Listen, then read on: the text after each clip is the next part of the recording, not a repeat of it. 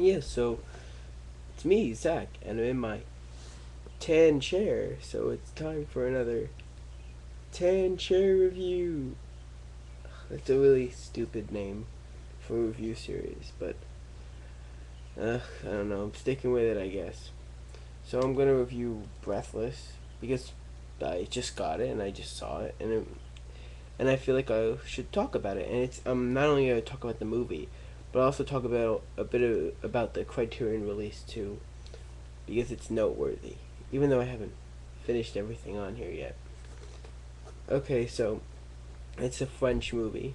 It's one of the first like big French New Wave films, and it's like it's filmed very interestingly with a lot of like there's not a lot of like transitions in it. It's more like just and it there's I don't know what I think he was trying to like keep the audience on their toes because it's like a crime movie kind of, but it's like the most relaxed crime movie of all time because it's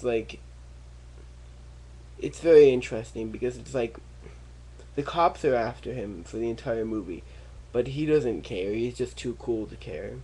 His name is like Michael, or Michel. I think she calls him Michel, but the name looks like Michael. I don't know. It's weird. Um. Yeah. So he's like he steals a lot of cars, and one day a bunch of the guy steals a lot of cars. I'm going into the plot. Okay, and the guy one time the policemen see him in a stolen car and they chase after him, and then he ends up shooting one of the policemen.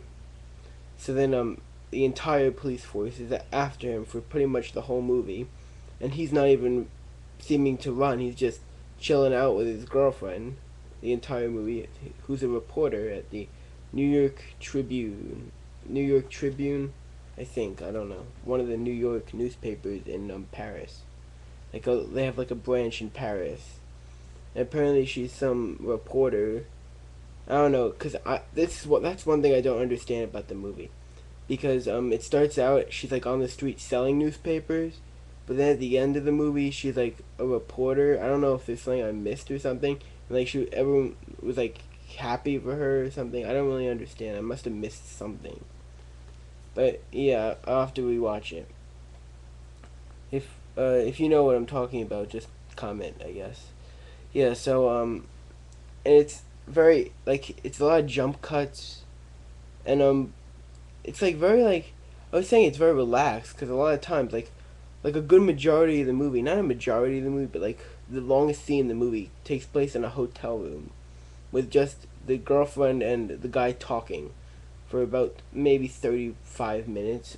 But it's like really interesting. It's not like boring dialogue. It's good dialogue, just like people talking.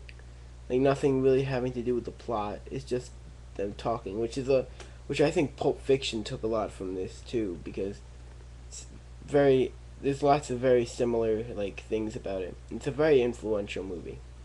So now getting into the disc part of it, I said I didn't like this.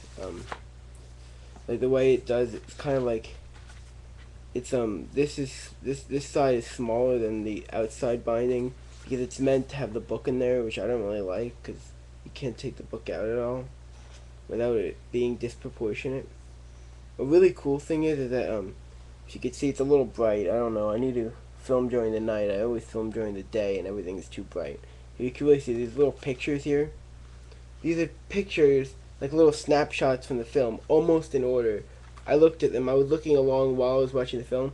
They're not all totally in order, but most of them are in order. They're generally in order, but it's really cool. And yeah, I like the discs don't really have much art on them, but there's actually quite a bit of special features on here. There's some interviews on the first disc as well as the movie, and then there's interviews on this, and there's like a documentary. I haven't seen it yet. The documentary's over an hour long, so I need to really reserve a block of time to actually see it.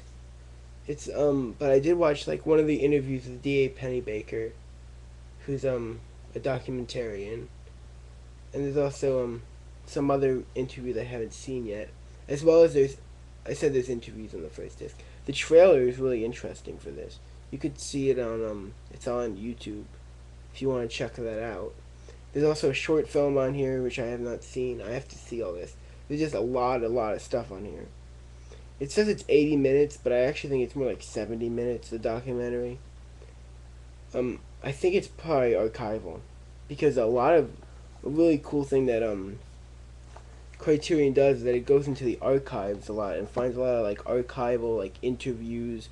Like on the 400 Blows disc, they have lots like interviews from like the year the movie came out. Like not many DVDs have that. A lot of like older movies, they just don't put any special features on them unless they have like a retrospective or something. The only exception I can think of is like I think I have the Alfred Hitchcock collection, and it has like a newsreel in it from like the opening of Psycho. That's like the only thing I can actually think of that isn't like a retrospective from an old movie. Like even Gone with the Wind, it's all retrospective, except some short things.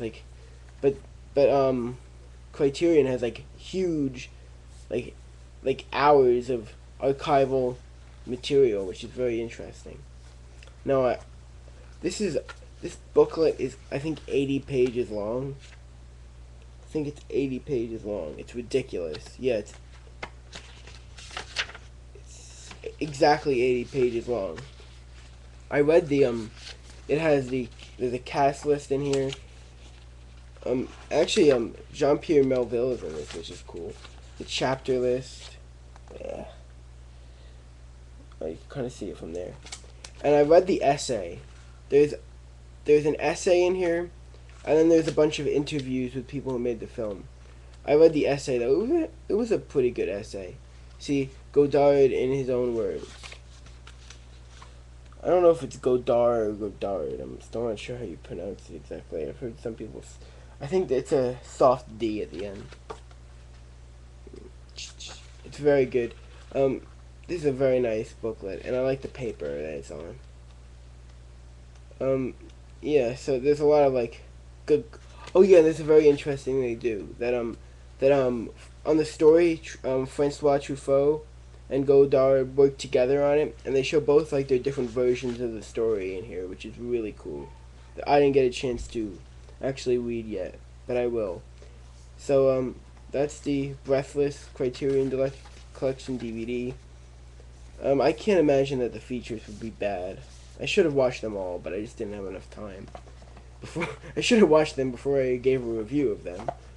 Oh, and the only thing that I really think is wrong with it, with this features, that it would be really cool if they had like a film historian commentary on it, but they don't, which kind of makes me a bit upset. I wish they had that, because I would want to see it, or like someone who's involved with the film do a commentary, but they don't have that, which is a bit upsetting to me.